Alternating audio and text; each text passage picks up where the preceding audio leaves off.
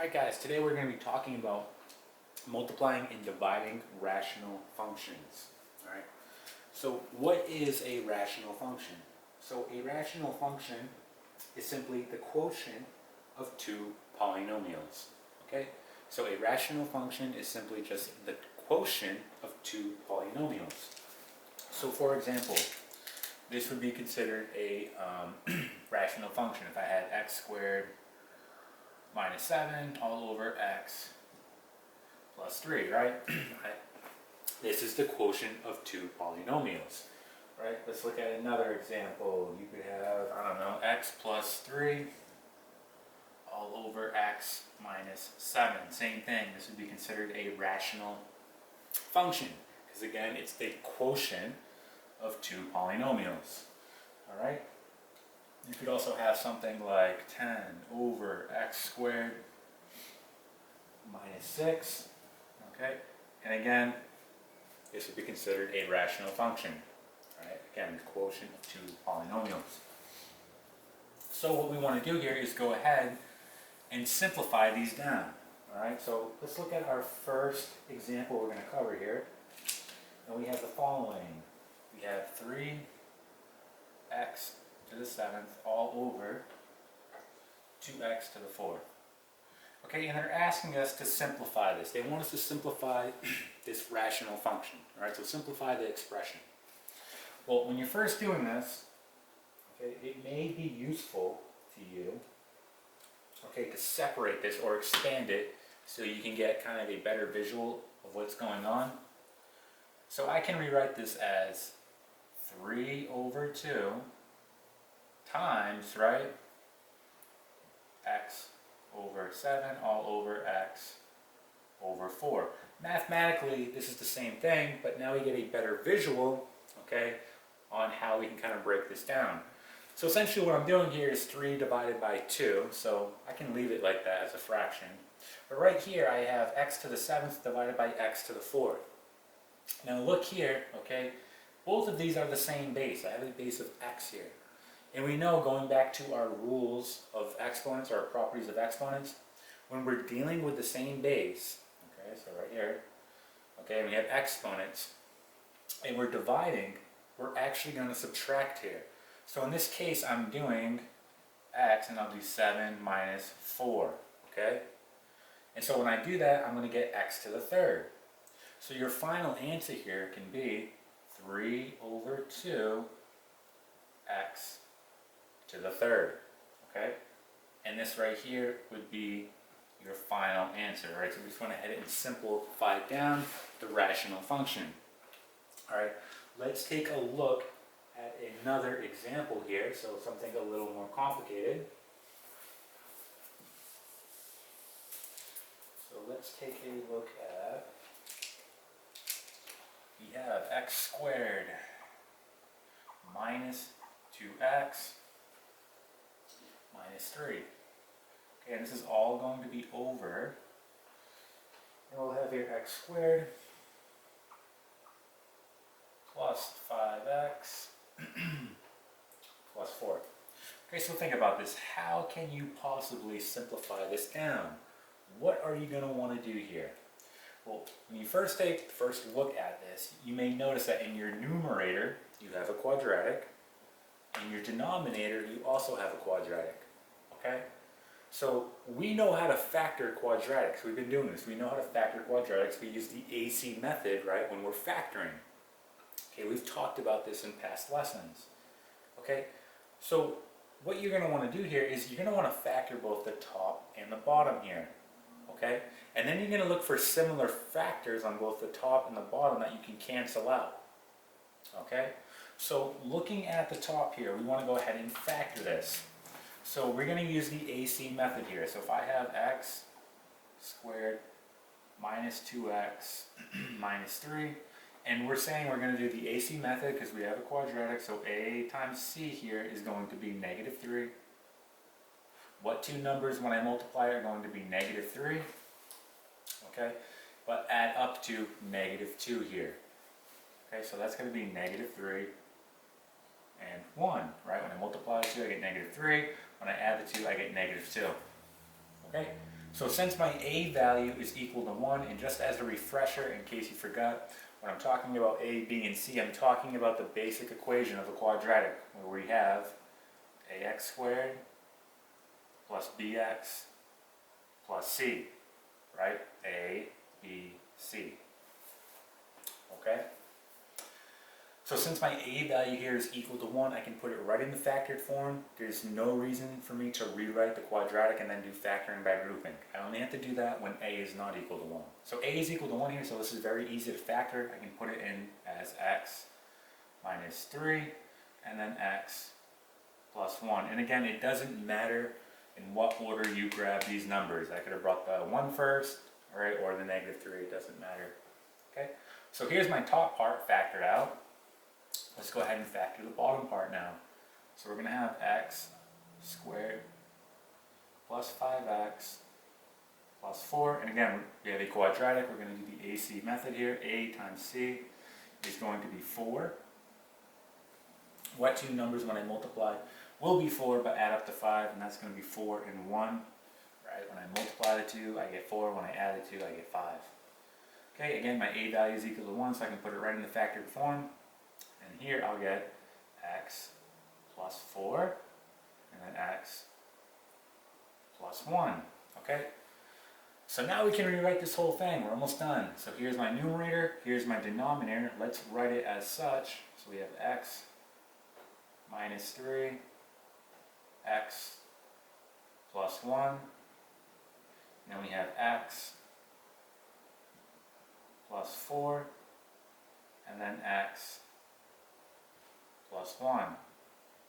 Okay, so looking at this now, if you take a step back and take a look, you may see that I have two factors that are the same on both the top and the bottom, x plus 1. If that's the case, we can simply cancel this out. These will cancel out, right? Anything divided by itself will be 1. So hence we cancel it out, and we're left with this. So our final answer here, let's do another color, will be the following. X minus 3 all over x plus 4. Okay, and this is now done. Alright, so we just went ahead and finished this off. Alright. Okay, let's try another example, and that will be it. Let's do one more problem here. Alright guys, so here is our next problem. And again, we're dealing with a rational function. So if you look at the top here at our numerator, right, can we do anything with this? Can we factor it? Can we expand it out? It doesn't look like we can do much here, right? So we're going to leave the numerator as is. But on the denominator here, we have a quadratic. Okay, so we have a quadratic. And whenever you have a quadratic and you're dealing with a rational function, your main thought should go to, I should definitely factor this, right? You want to try to factor it. So if you're given a quadratic, definitely factor it. So we want to take this quadratic here on the bottom, our numerator, we want to go ahead and factor it. So we're going to go ahead and do that. So we have 3x squared plus x minus 4. And again, I'll write the basic equation of the quadratic up here in case you forgot. This will help in the factoring process. Okay, so just like the last example, we're going to do the AC method here. And again, this should be reviewed. We've been using the AC method for factoring for quite some time. So we're going to do 3 times negative 4, which is negative 12. So we get negative 12. What two numbers when I multiply are going to be negative 12 but add up to 1? Well, that's going to be 4 and negative 3. Okay, when I multiply the two, I get negative 12. When I add the two, I get 1. So notice here that our a value, right, is not equal to 1. So unlike the last example where we just put it right in the factored form, we actually have to take this a step further. We have to rewrite the quadratic, and then we have to do something called factoring by grouping. And again, this should be reviewed. We've been going over this.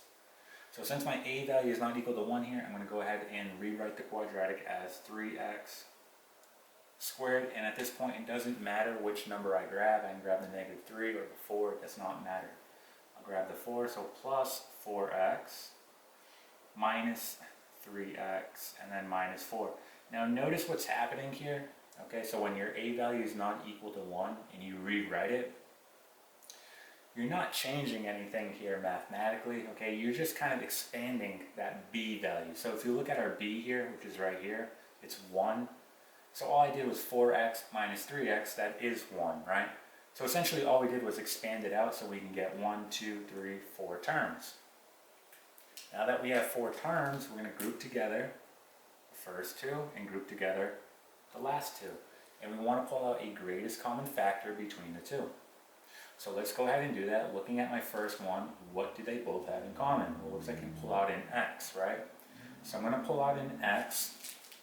And let's see what we get here. So we get x.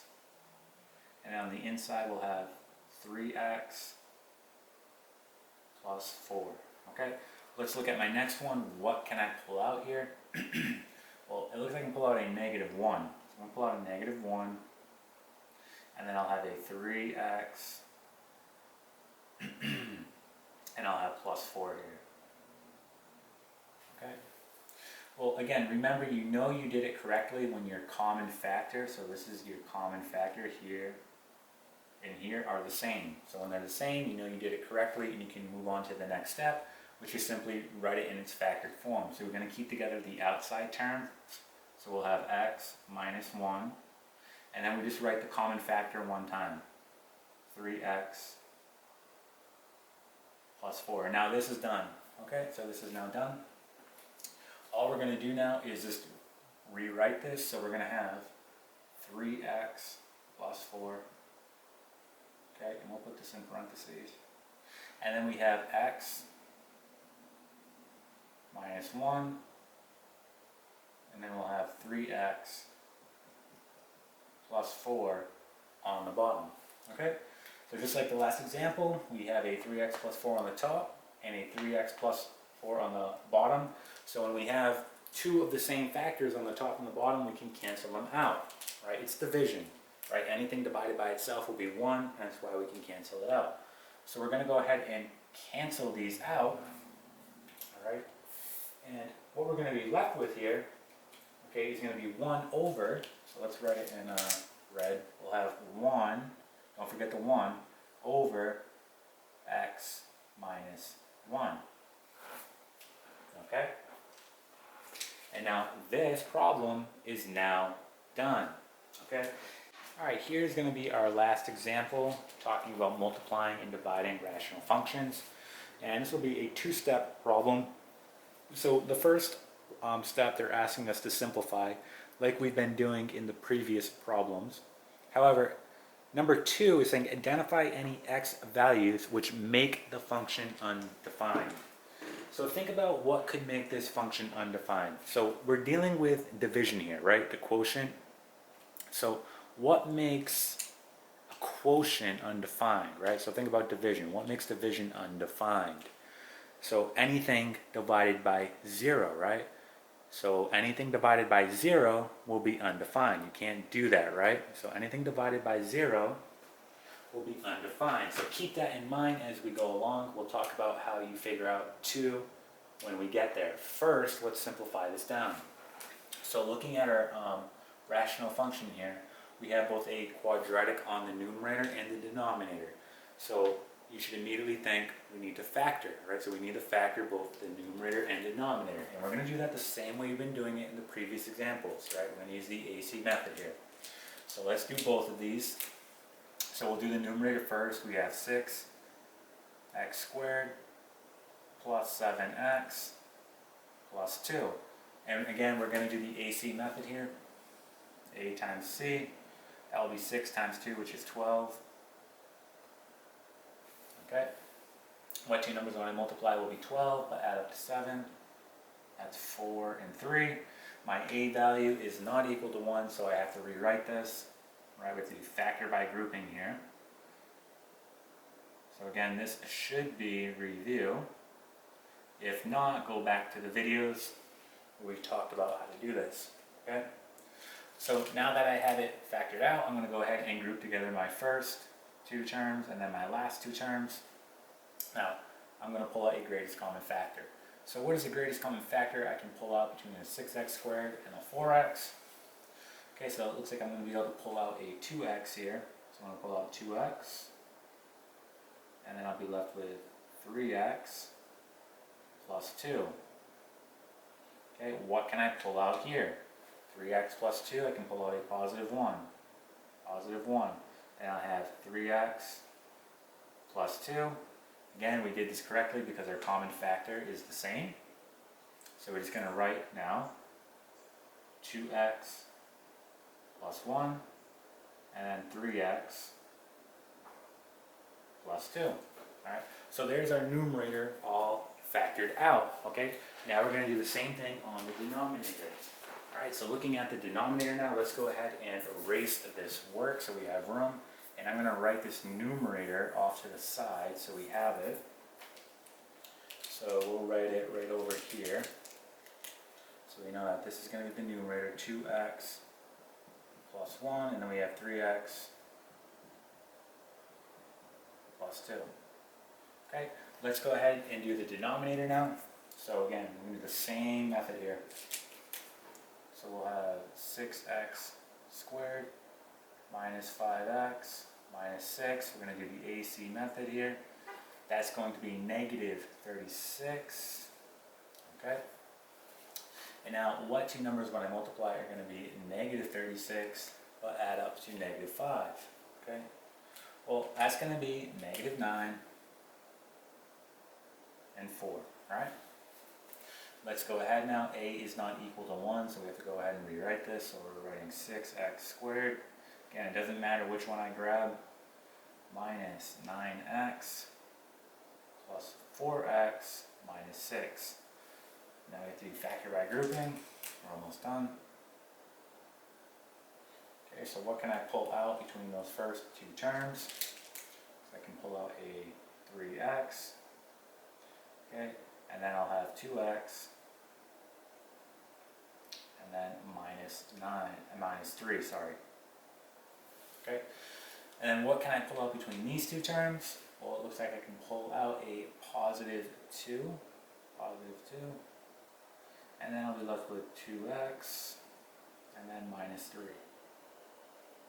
Okay, so our common factor is the same. We can rewrite this now as, right, we write our outside terms together, and then our common factor one time. Right? Okay, so why don't we go ahead now and write what we have on both the numerator and denominator for this problem. Okay, so we'll write it right underneath here. So on the numerator, we have the following. We have 2x plus 1, and then 3x plus 2.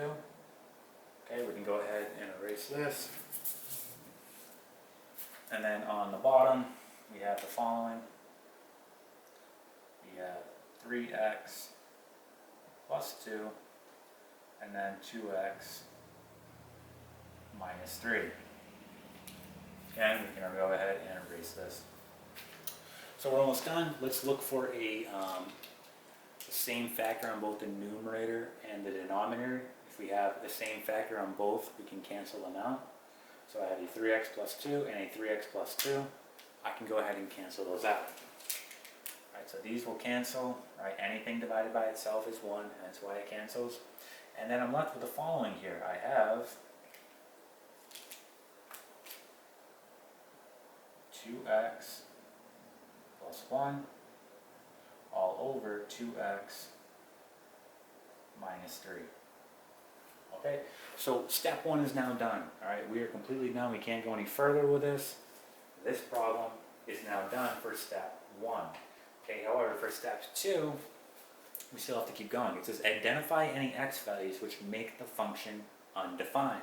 So remember, anything divided by 0 will be undefined.